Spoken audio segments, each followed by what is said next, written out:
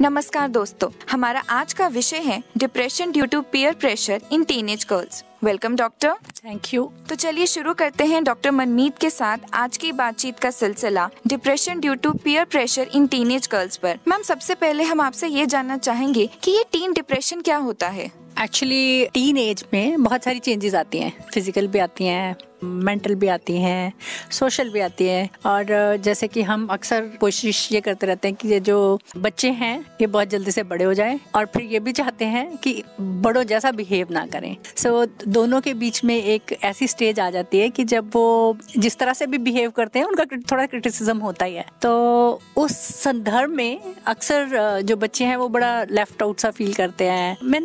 मुझे लगता नहीं कि सीवियर डिप्रेशन में जाते हैं, पर हाँ थोड़ा बहुत डिप्रेशन उनको होता ही है, क्योंकि इतना सारा क्रिटिसिज्म झेलते हैं, इतना सारी बातें सुनते हैं, अपने आप को हर मोमेंट पे चेंज करने की कोशिश करते हैं। तो वो थोड़ी सी प्रेशर उनके ऊपर रहते हैं जो कि उनको कभी कभी डिप्रेस भी करते हैं। जी, बहुत ही क्रूशियल स्टेज है जब उन्हें पता नहीं चलता कि वे बड़े हैं या छोटे हैं, और इस कारण डिप्रेशन में आ जाते हैं। तो मैम, ये टीनेज गर्ल्स में कितना कॉमन है? बहुत ज्यादा तो नहीं मैं कहूंगी, पर काफी केसेस मिलते हैं, और खास करके सीवियर केसेस तो बहुत कम होते हैं, पर माइल्ड और मॉडरेट आपको काफी मिल जाएंगे। तो माइल्ड तो हम ऐसे ही इग्नोर कर जाते हैं, और इसलिए बहुत ज्यादा हम उसको डॉक्यूमेंट नहीं कर पाते। अक्सर ये लोग बता भी नहीं पाते, पेरेंट्स को भी पता नहीं होता। सो उसकी रिकॉर्डिंग करना और उसको ये कहना कि ये है डिप्रेशन या नहीं, और हर कोई जा नहीं रहा डॉक्टर के पास विद दैट डिप्रेशन। तो माइल्ड मॉडरेट तो कैप्चर ही नहीं होता, तो होता ही सीवियर केस है जो कभी आता है किसी डॉक्टर के पास, एंड दैट्स क्वाइट लो। और दूसरा रीजन इसका ये है कि हम बहुत ज्यादा रिकॉर्ड नहीं कर पाते डिप्रेशन को,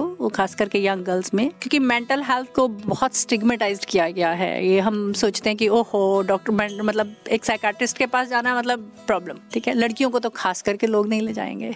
जी मैम। और मैम, ये एज ग्रुप ऐसा होता है कि जो टीनेजर्स होते हैं वो अपने पेरेंट्स से ज्यादा अपने फ्रेंड्स के ज्यादा क्लोज आ जाते हैं, और एक पीयर ग्रुप बन जाता है जो अल्टीमेटली एक पीयर प्रेशर में कन्वर्ट हो जाता है। तो मैम, क्या पीयर प्रेशर भी मेन रीजन है टीनेज में डिप्रेशन का? पीयर प्रेशर रीजन हो सकता है, और पीयर प्रेशर में ये है कि जब आप घर में सारा क्रिटिसिज्म झेल रहे हो, है ना, टीचर्स के बीच में आपका थोड़ी कॉन्फ्लिक्ट्स चल रहे हैं, तो हर सोशल एंगल पे कॉन्फ्लिक्ट चल रहे हैं। तो जब आप अपने आप को अपने बराबर वालों के साथ भी, जो कि आपका पीयर है, उसके साथ भी कंपैरिजन में फंस जाते हो और सारी उन चीजों के साथ डील करने की कोशिश करते हो, तो I would say it's additional but not the only. There could be other reasons also. It's not कि सिर्फ क्योंकि पीयर प्रेशर हुआ तो डिप्रेशन हुआ, ऐसा नहीं है। मतलब पीयर प्रेशर लीड जरूर करता है, but along with other factors, बाकी फैक्टर्स भी कहीं ना कहीं रोल प्ले कर रहे होते हैं, वो एडिशनल एक हो जाता है। जी। तो मैम, आपसे मैं ये पता चला कि पीयर प्रेशर भी एक फैक्टर है डिप्रेशन इन टीनेजर्स में। तो मैम, किस तरह से पीयर प्रेशर डिप्रेशन को जन्म देता है टीनेज गर्ल्स में? स्पेसिफिकली मैं ये कहूँगी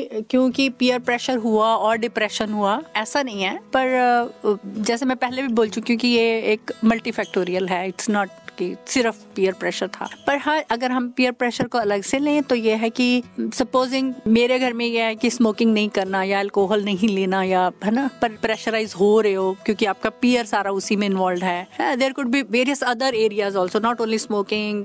सिर्फ अल्कोहल की बात नहीं मैं कर रही, और भी बहुत सारी बॉयफ्रेंड होना ना होना, तो उन सारी चीजों को अगर हम लेते हैं तो उस हिसाब से ये जो पीयर प्रेशर है ये अपना रोल प्ले कर जाता है, क्योंकि कॉन्फ्लिक्ट हो जाता है। परिवार में कुछ और चीजें चल रही हैं, ठीक है, और परिवार के बाहर जिनके साथ मैंने उठना बैठना है सारा दिन, वहाँ और चीजें चल रही हैं। तो वो जो एक कॉन्फ्लिक्ट है वो कभी कभी डिप्रेशन को लीड कर देता है। जी मैम। तो चलिए और सवालों के जवाब जानते हैं डॉक्टर मनमीत कौर से depression due to peer pressure in teenage girls पर। Ma'am, depression through peer pressure in teenage girls के क्या सिम्टम्स होते हैं? डिप्रेशन चाहे पीयर प्रेशर से हो या किसी भी चीज से हो, सिम्टम्स सेम ही है, ठीक है। जैसे भूख ना लगना, दिल ना करना कि मैं तैयार होके जाऊं, लोगों से मिलने से बचना, ये सारे मतलब डिप्रेशन के लक्षण हैं। कभी कभी जैसे दिन में हुआ, थोड़ी देर नहीं दिल किया कुछ भी करने को, या रोने को बहुत दिल किया, या कमरे में बंद करने को बहुत दिल किया। एक बड़ी कॉमन चीजें हम देखते हैं लड़कियों में, पर ये हम कहते हैं ओहो ये नाराज हो गई है, इसको गुस्सा हो गया, और हम इग्नोर कर जाते हैं। तो तो उस तरह से ये जो लक्षण हैं ये डिप्रेशन में नहीं गिने जाते हैं आम लोगों के बीच में, ये हमेशा ये गिने जाते हैं वो गुस्सा है इसको, बस ये है, पर वी डोंट नो, हमें पता ही नहीं होता कि ये असल में डिप्रेशन की तरफ जा रहे हैं या आगे चल के सीवियर भी हो सकते हैं, अलग अलग फेजेस में जा सकते हैं, ये हम सोचते ही नहीं। पर ये बड़ी छोटी छोटी सी चीजें हैं जो हमें ऑब्जर्व कर लेनी चाहिए।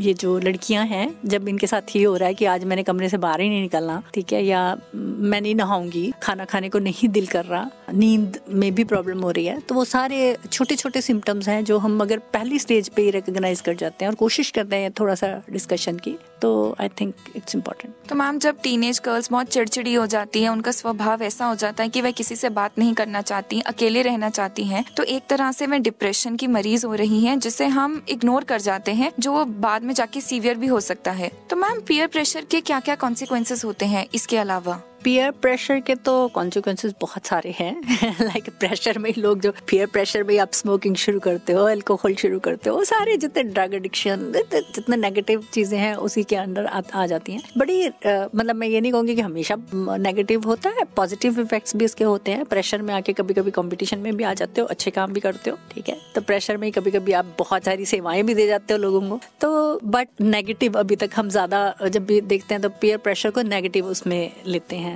अदरवाइज मेरे से पूछो तो मैं कभी कभी सोचती हूँ, अच्छा जो बच्चे बचपन में बहुत बुली हो रहे होते हैं, एडोलेसेंट एज में जब उनका अपना एक पीयर ग्रुप बन जाता है, तो ये पीयर प्रेशर, इसको कहें अगर हम ग्रुप प्रेशर जो है, ये अवॉइडिंग मतलब ऐसे इश्यूज से भी बाहर निकालता है बच्चों को। तो पॉजिटिव भी है, नेगेटिव इफेक्ट्स भी हैं पीयर प्रेशर के। मैम जैसे हर चीज के दो फेसेस होते हैं, पीयर प्रेशर के भी दो हैं। पॉजिटिव भी है कि एक तरह से हेल्दी कंपटीशन को प्रमोट करता है, लेकिन नेगेटिव भी है कि उन्हें नेगेटिव आदतों में, गलत आदतों में उन्हें पड़ा देता है। तो मैम स्कूल और कॉलेज लाइफ में कैसे पीयर प्रेशर टीनेज गर्ल्स में डिप्रेशन का कारण बन जाता है? अगर कॉलेज में और उसमें देखें तो जब आप बहुत ज्यादा एक प्रेशर बन जाता है and we are not able to meet that pressure, मतलब जैसे सपोजिंग मुझे पता है कि मैंने स्मोकिंग में नहीं जाना, या मैंने अल्कोहल में नहीं जाना, या मैंने ए या बी में नहीं कर सकती। इवन मैंने देखा है कि एनजीओ के साथ काम करना, तो लड़कियों को कई बार हम अलाउ नहीं करते क्योंकि पता नहीं क्या एनजीओ है ना, वी डोंट नो। बच्चे का दिल कर रहा है, वो पॉजिटिव भी है, पर उसको रास्ता नहीं मिल रहा, पर उसके बाकी के दोस्त जा रहे हैं, ठीक है, वो एक प्रेशर ये भी है, वो जा रहे हैं, वो कुछ सीख रहे हैं, मैं कुछ नहीं कर पा रही हूँ, तो उस कॉन्फ्लिक्ट में भी हम कभी कभी डिप्रेशन में चले जाते हैं। ऐसे कॉन्फ्लिक्ट्स आ जाते हैं जो हमें डिप्रेशन में ले जाते हैं। सो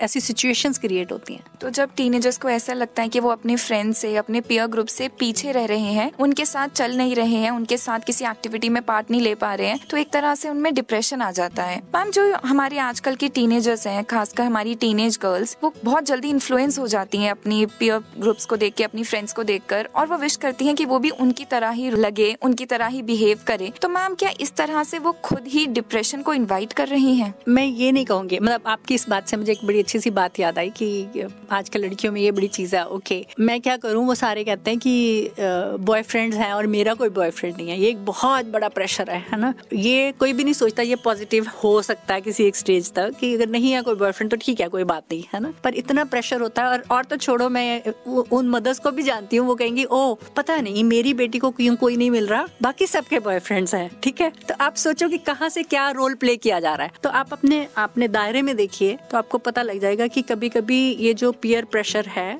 डायरेक्टली नहीं बड़े इनडायरेक्टली जो है आपको डिप्रेशन में ले जाता है। मैं कहूँगी स्ट्रेस पहले होता है बहुत ज्यादा, और वो जो स्ट्रेस है एक लेवल पे जब नहीं आप हैंडल कर पा रहे हो तो आप फिर डिप्रेशन में चले जाते हो। अब नहीं हैंडल हो रहा, अब मैं क्या करूँ, है ना, छोड़ो सब कुछ, वो स्टेज आ जाती है। जी जी जी मैम, हम खुद ही सोचने लग जाते हैं कि अगर हमारे फ्रेंड्स के पास ये चीजें हैं तो हमारे पास क्यों नहीं है, और इस तरह से वो खुद डिप्रेशन में आ जाती हैं। अगर वो खुद ही को सबसे अच्छा माने या फिर खुद को इस हिसाब से माने कि उनके पास जो है वो परफेक्ट है और जो उनके फ्रेंड्स के पास है वो उनके लिए परफेक्ट है, तो आई डोंट थिंक सो कि डिप्रेशन की कोई वजह बनेगी टीनेज गर्ल्स में। पर और वजह भी होती हैं, मतलब मैं ये नहीं कहूँगी, पर मैं उन पे अभी ज्यादा चर्चा नहीं इसलिए कर रही हूँ क्योंकि फिर वो मेडिकल में ज्यादा जाने की जरूरत पड़ जाएगी हमें। पर मैं एक सोशल दायरे में रहते हुए जो माइनर इश्यूज हैं मैं उनके ऊपर ज्यादा कंसंट्रेट कर रही हूँ इस वक्त। पर अगर आप चाहेंगे तो आप उन विषयों पे भी बात कर सकती हैं। जी जी मैम, इन बातों के बारे में भी हम आपसे जानकारी बिल्कुल चाहेंगे, और मुझे पूरी उम्मीद है कि हमारे लिसनर्स को भी इनके बारे में जितनी ज्यादा इन्फॉर्मेशन मिले उनके लिए उतना ही अच्छा होगा। मैम ये कैसे पता चल सकता है कि teenage girls are suffering from depression due to peer pressure? मेरे ख्याल में अगर पेरेंट्स ओपन होते हैं उनको बड़ी जल्दी पता लग जाता है कि अब बच्चा क्या कर रहा है, तो समझ जाना कि ये एक रेगुलर सी चीज है, गुस्से में आके ये करना उसमें, और जो डिप्रेशन में आके सारे सिम्टम्स अपीयर होना, उन दोनों में वो डिफरेंशिएट कर सकते हैं। पर मैं ये भी चाहूंगी कि पेरेंट्स को इसके बारे में जानकारी दी जाए कि जब इस लेवल के आगे बच्चा बिहेव करने लगे तो समझ लो अब वो एक दूसरे दायरे में एंटर कर रहा है, जिसका मतलब ये है कि ये सिर्फ गुस्सा या ये फ्रस्ट्रेशन नहीं है डे टू डे लाइफ की हैसल से, ये उसके बियॉन्ड जा रहा है। तो अगर वो ये सारा कुछ समझ सकते हैं तो उनको ये फिर देखने की ये जरूरत है कि कहाँ से आ रहा है, जो कुछ भी आ रहा है, कि क्या ये परिवार में कुछ ऐसा हो रहा है कि उसकी वजह से आ रहा है, या बाहर जिन लोगों में उनकी बेटी बैट उठ रही है वहां से आ रहा है। और वैसे तो माँ बाप आज के अगर मैं देखूं तो चंडीगढ़ जैसे माहौल में तो काफी अलर्ट हैं, उनको पता है कि उनका बच्चा किन में उठ बैठ रहा है, क्या क्या हो रहा है, दोस्तों को घर में आने देते हैं हम, अब वो काफी माहौल बदल गया हुआ है। पर फिर भी ये जानने की जरूरत है कि जो दोस्त हैं उनके, ठीक है, वो दोस्त कहाँ तक जा रहे हैं, क्या क्या हो रहा है। तो जितनी वो ओपन डायलॉग रखेंगे अपने बच्चों के साथ, और वो बाकी चीजों के साथ साथ डिप्रेशन को भी कम करेगा बच्चों के बीच में। So communication is the key. Parents और बच्चों के बीच में अगर कम्युनिकेशन रहता है तो उनको पता रहेगा कि हाँ ये पीयर से आ रहा है या कहीं और से आ रहा है। अगर बायोलॉजिकल रीजंस भी होंगे तो आपको पता लग जाएंगे और फिर आप डॉक्टर को कंसल्ट कर सकते हो। मैम आपने बहुत ही अच्छी बात कही कि communication is the key. Communication सबसे ज्यादा इम्पोर्टेंट है, और जितना कम्युनिकेशन इम्प्रूव होता रहेगा पेरेंट्स और टीनेजर्स के बीच में, उतना ही उनका बॉन्ड स्ट्रॉन्ग होता रहेगा, उतने ही बच्चे अपने पेरेंट्स के साथ क्लोज हो जाएंगे और डिप्रेशन से वो दूर रहेंगे। क्योंकि जब उनके पास कोई होता है अपनी बातें शेयर करने को, और स्पेशली वो जो एक्सपीरियंस्ड होते हैं और जो हमेशा उनके हित में ही सोचते हैं, तो हमेशा चीजें उनके फेवर में ही होती है और बच्चे सही ट्रैक पे जाते हैं और डिप्रेशन से बच सकते हैं। मैम डॉक्टर को कब कंसल्ट करना चाहिए? कोई बुरी बात नहीं अगर हम पहले सिम्टम पे कर लें पर थोड़ा वक्त अगर आप देना भी चाहें, मतलब सबसे अच्छी बात तो मैं वही समझूंगी कि आप पहले उसके ऊपर ही डॉक्टर को कंसल्ट करने में कोई फर्क नहीं पड़ना चाहिए। उससे पहले इस बात से बाहर निकलना होगा कि हाँ हमें डॉक्टर के पास जाना है और ऐसी प्रॉब्लम्स आती हैं,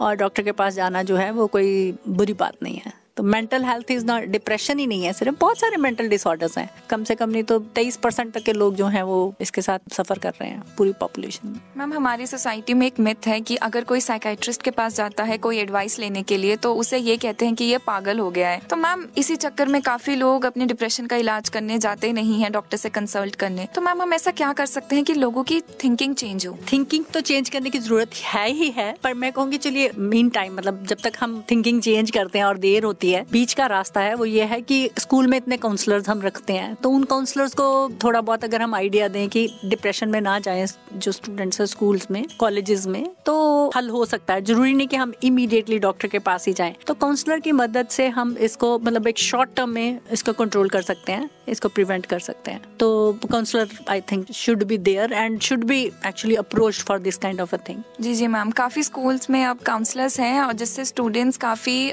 ओपनली आराम से बात कर सकते हैं बिना किसी डर के, एंड आई गेस काफी अच्छा स्टेप लिया गया है। इसी कारण उनके पास कोई है जिनके पास इस फील्ड की काफी नॉलेज है और वो बहुत आराम से उनसे बात कर सकते हैं। तो ma'am depression due to peer pressure से कैसे बचा जा सकता है? आजकल एक डिप्रेशन मैं वैसे इन जनरली बताऊंगी पहले तो कि डिप्रेशन से बचने के लिए बहुत जरूरी है कि हमारा कुछ सोशल कैपिटल हो, क्योंकि अगर आपने पीछे केस स्टडीज सुनी होंगी, अखबार में भी आती रही है न्यूज में, कि जो लोग अकेले रहते हैं, ठीक है, परिवार में अगर एक को डिप्रेशन हुआ तो दूसरों को भी होना शुरू हो जाता है, क्योंकि एक बाहर नहीं निकलता और उसको वो नॉर्मल सब मानने शुरू कर देते हैं और वैसे चलता जाता है। और ऐसा भी देखा गया कि वो एक बंदा मर भी गया तो लोगों ने ध्यान ही नहीं दिया, and the other two are the sisters were actually depressed and they were taken to hospital. तो अस्पताल में जाके वो क्योंकि खाया ही नहीं जब 1-2 महीने, तो इतनी मैलरिश हो गई कि उनको सर्वाइवल ही मुश्किल हो गई। पर आप ये देखो कि पड़ोसियों ने भी जानने की कोशिश नहीं करी, तो हमारा सोशल दायरा जो है वो बहुत तंग हो गया है। तो इसी तरह से अगर, क्योंकि जो डिप्रेस्ड है बंदा वो तो अपने आप को अकेला रखना चाहेगा ही,